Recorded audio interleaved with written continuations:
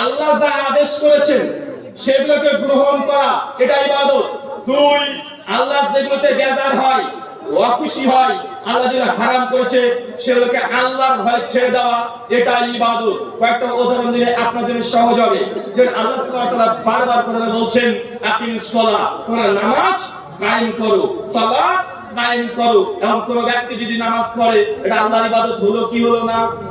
কথা বলেন। সালাত আদায় করা আল্লাহর ইবাদত কি ইবাদত নয়? ইবাদত। সহিহ মুসলিম কিতাবুল ঈমান হাদিস নাম্বার 252 আল্লাহর নবী বলেন মান তারাকা সালাতা মুতাম্মাদান ফাকাদ কাফারা। কোন ব্যক্তি যদি ইচ্ছাকৃত যদি নামাজ ত্যাগ করে দেয়, ইচ্ছাকৃত কেউ যদি নামাজ না পড়ে, মান তারাকা সালাতা মুতাম্মাদান ফাকাদ কাফারা, এই ব্যক্তি কুফরি করলো। শেখ সালেহ আল হুসাইনি রাহিমাহুল্লাহ তার তারকুস সালাত পৃষ্ঠা নাম্বার 13 তে বলেছেন এখানে কুফরি করা অর্থ এই ব্যক্তি কাফের হয়ে গেছে। কথা বুঝতে পারছেন না? বলা হচ্ছে কি ভাইয়া? আল্লাহ নবী বলছেন যে ব্যক্তি ইচ্ছাকৃত নামাজ ত্যাগ করে দেয় এই ব্যক্তি কুফরি করলো। এই কুফরি অর্থ এই ব্যক্তি আমলগত ভাবে সে একজন কাফের হয়ে গেছে। কেমন কাফের? সুনান নাসাই 466 নম্বর হাদিস আল্লাহর নবী বলেন, মুসনাদ আহমদের riwayat এসেছে, আল্লাহ নবী বলেন যারা সালাত আদায় করে না, যারা নামাজ পড়েনি, তারা কিয়ামতের মাঠে তাদের সঙ্গে উদ্ধৃত হবে। তার মধ্যে একজন আছে ফেরাউন। কে? ফেরাউন। আল্লাহ বলেছিল জি না। ফেরাউন কে চাচা? হামান। কে? ভালো মানুষ এগুলো? জি না। আল্লাহ বলি বড় বড় একটা নাকি? এদের সম্পর্কে যদি না জানি, এক কথায় রাগাটা গোটা বিশ্ব জগতের সবচেয়ে নিকৃষ্ট কোন ব্যক্তি যদি থেকে থাকে তাহলে এরা হচ্ছে সবচেয়ে নিকৃষ্ট মানুষ। আল্লাহ বলছে যারা সালাত আদায় করেনি, যারা নামাজ পড়েনি, তারা কিয়ামতের মাঠে ফেরাউনের সঙ্গে উঠবে। মানে আপনি ফেরাউনের উম্মত হিসেবে উঠবেন, নবীর উম্মত হিসেবে আপনি উঠতে পারবেন না। যতই আপনি গালে এক ভর্তি জর্দা নিয়ে আশিক রাসূল দাবি করেন না কেন, নামাজ নেই, ঈদে মিলাদুন নবী গোটা বিশ্ব জগতে পালন করেন, আর যদি মনে করেন যে নবীজির আগমন শুভেচ্ছা স্বাগতম 12 রবিউল আউয়াল পালন করবেন, যাই করেন না কেন আপনি আল্লাহর রাসূলের উম্মত হিসেবে উঠতে পারবেন না। ফেরাউনের পেছনে উঠতে হবে আপনাকে। তার মানে কি বুঝলাম? সালাত আদায় করা কি ইবাদত, হজ করা কি ইবাদত, যাকাত দেওয়া কি ইবাদত, দান সদকা যা করেছেন এটা করা কি ইবাদত, চুরি করা কি? জি, চুরি করা ইবাদত, ডাকাতি করা ইবাদত, প্রেম করা ইবাদত, হ্যাঁ ইবাদত না এগুলো? তার মানে বোঝা গেল চুরি করা ইবাদত না, চুরি না করাটা ইবাদত। এখানে মোবাইলটা রেখে গেলাম, বা শাইখ একটা মোবাইল রেখে গেছে শাইখের নিজে, বা মসজিদ একটা মোবাইল কেউ হারিয়েছে, ভুল করে ছুঁয়ে চলে গেছে। মুসলমান এলাকা মানে এই স্টেজ মানে 10 দিন পর যদি আমি ঘুরে আসি মসজিদে এই মোবাইলটা এখানে থাকবে, তার মানে বোঝা গেল যতজন মানুষ গিয়েছে মোবাইলটা দেখেছে কিন্তু মোবাইল থেকে দেখে সে নেয় নাই, এদের না নেওয়া এটা ইবাদত কি ইবাদত নয়? আমরা এটাকে বুঝি না। চাচা যে বিড়ি খাচ্ছেন প্রতিদিন, জর্দা খাচ্ছেন, গুল খাচ্ছেন, এই জর্দা গুল বিড়ি সিগারেট না খাওয়াটা আপনার জন্য ইবাদত।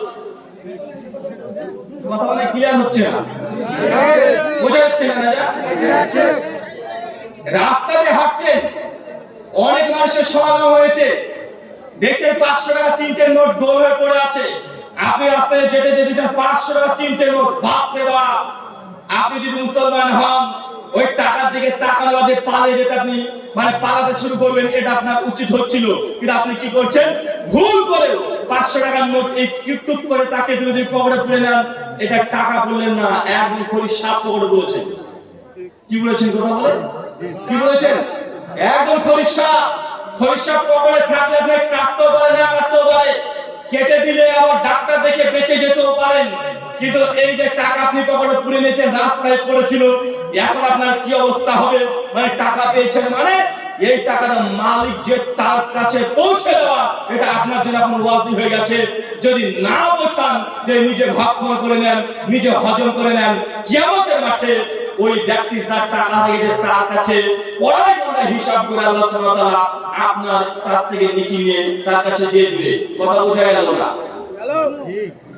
আপনি মনে করছেন রাস্তাতে টাকা পড়ে আছে, টুক করে 500 টাকার নোট চাইদিকে তাকালেন, কেউ নাই তো, টুক করে পুড়ে ফেলেছে। ভাই এই টাকার শরীয়ত হুকুম কি? মানে টাকা পেয়েছেন যদি আপনি মুসলমান হন, একদম চিৎকার করে গোটা এলাকাতে বলবেন, তবে ভাইজান আজকে আমি 500 টাকার নোট পেয়েছি, ভাই কার টাকা 500 টাকার নোট পেয়েছি, ভাই টাকা হারিয়েছে, কার টাকা হারিয়েছে, একদম দায়িত্ব নিয়ে গোটা এলাকাতে আপনি ঘুরে বেড়াতে হবে, ঘুরে বেড়াতে হবে। যদি তাও না পান, ইমাম শাফিঈ রাহিমাহুল্লাহ তিনি বলছেন যেসব জিনিস নষ্ট হয়ে যায়, যেসব জিনিস নষ্ট হওয়ার আশঙ্কা আছে, যেমন গরু, ছাগল, ভেড়া বা অন্য কোনো খাদ্যদ্রব্য যেগুলো কাঁচামাল নষ্ট হয়ে যায়, এরকম জিনিস যদি আপনি পড়ে পান, কি পান কথা বলেন, যদি পড়ে পান তাহলে কমপক্ষে নষ্ট হওয়ার আগে মুহূর্ত পর্যন্ত প্রচার করতে হবে। আর যেসব জিনিসগুলো নষ্ট হয় না, যেমন টাকা, সোনা, গহনা আছে না নাই, কমপক্ষে 4 বছর পর্যন্ত গোটা যেখানে যেখানে প্রয়োজন আপনাকে খবর পৌঁছাতে হবে যে ভাইজান আমি অমুক একটা জিনিস হারিয়ে গেছিল, আমি পেয়ে গেছি, তার আছে, এটা খোঁজ করতে হবে। এটার নাম হচ্ছে মুসলমান। তার নাম এটা কি? এটা মুসলিম। আপনি কি করেন? আপনি কি করেন ভাইজান?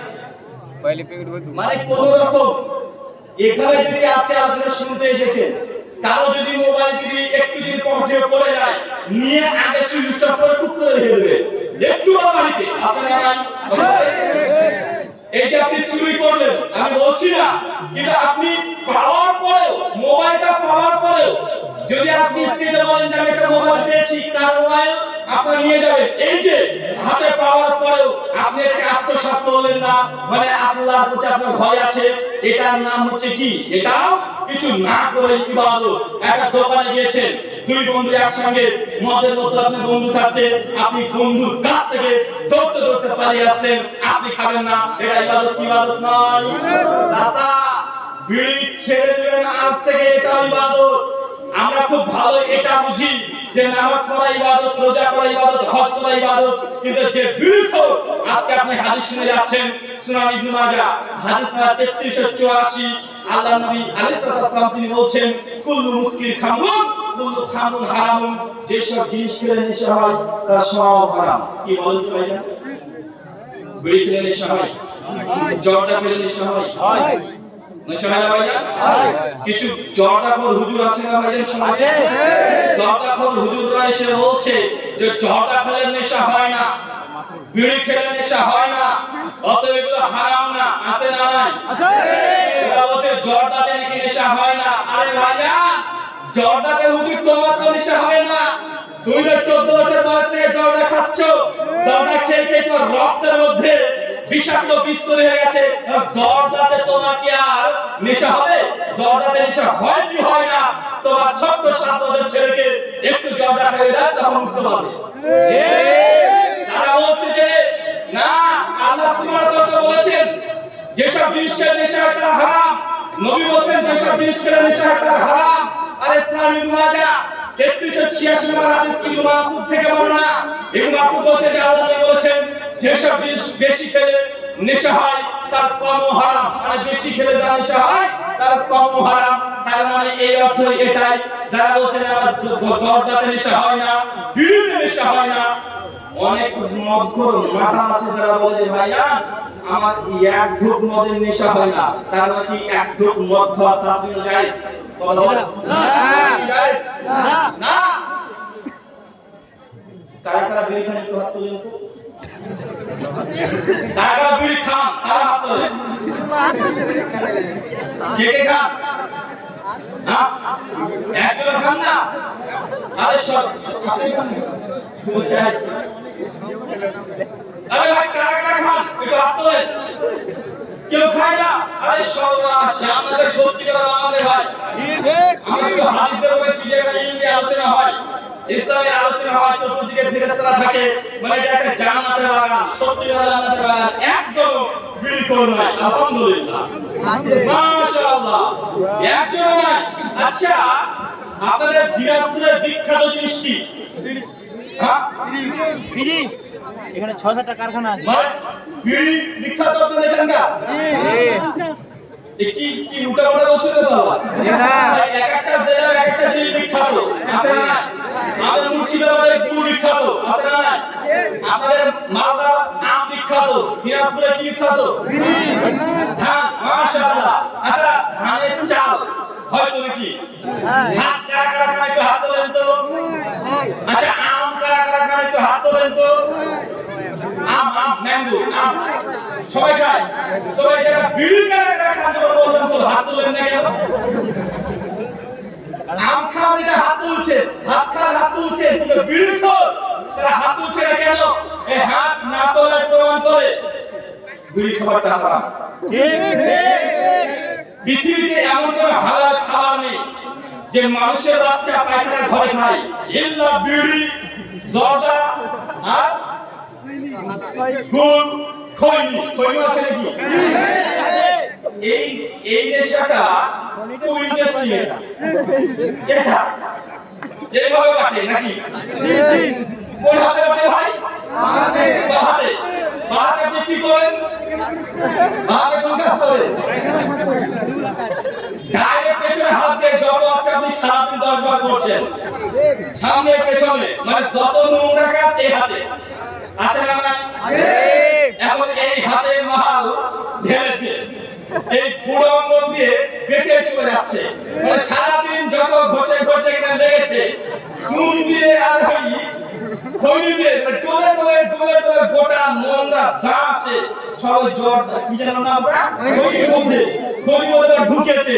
আবার ভদ্রলোক এই ঠোঁটটাকে ঘিরে ভেতরে ঢুকে দিচ্ছে। মানে এটা কত নাম্বার নোংরা নেশা দুনিয়াতে হতে পারে চিন্তা করেন। মানে বাম হাতে যত নোংরা আছে, যত মাথা আছে, সমস্ত ময়লাকে খৈনিসে বেঁধেছে, বেঁধে বেঁধে বেঁধে মুখে দিচ্ছে। আছে না নাই? এটা হচ্ছে সবচেয়ে নোংরা নেশা। আর এই নেশাগুলোকে জিয়ে রেখেছে আমাদের এক শ্রেণীর ওলেমায়ে কেরাম নয়, ওলেমায়ে ইকরাম। ওলেমায়ে কেরাম মানে সম্মানিত আলেম ওলেমা, যারা সম্মানিত